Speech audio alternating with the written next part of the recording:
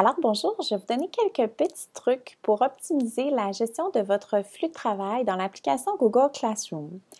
Alors d'abord, quand vous arrivez ici sur votre page, sachez que le flux peut ressembler facilement à un fil Facebook, donc un fil d'actualité Facebook. Donc on pourrait avoir à faire défiler la page à l'infini.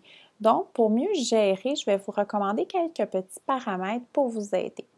Donc, d'abord, dans l'outil ici, la roulette dentée ici, si on clique, on va descendre un petit peu plus bas et on a une section pour gérer le flux de travail.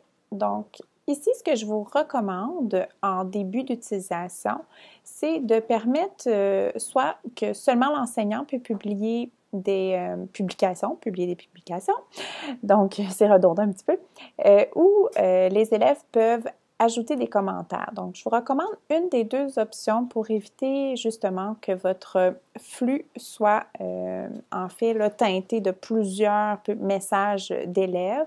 Donc, nous, ce qu'on va faire, c'est qu'on va leur permettre de commenter. Donc, si on écrit un message, les élèves vont pouvoir poser leurs questions sous le message.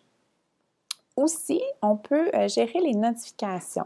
D'emblée, lorsque vous arrivez sur votre Classroom, chaque fois que vous publiez un devoir, vous avez une copie, une notification aussi sur votre flux de travail.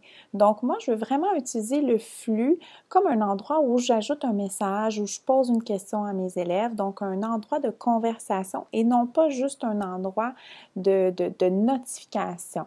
Donc, ce que j'ai fait, moi, c'est que j'ai masqué complètement les notifications. On pourrait avoir les notifications réduites aussi. Sinon, si on affiche les pièces jointes et les détails, là, vous allez avoir tout ce que vous ajoutez sur votre Classroom dans la section Devoirs va se retrouver aussi en copie sur votre flux. Donc, c'est à vous de voir là, ce que vous préférez.